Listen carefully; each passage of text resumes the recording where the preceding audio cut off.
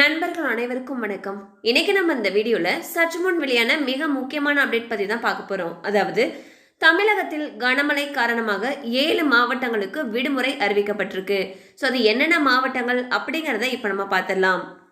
தமிழகத்தில் கடந்த சில தினங்களாகவே பல்வேறு பகுதிகளில் கனமழை கொட்டி வருகிறது.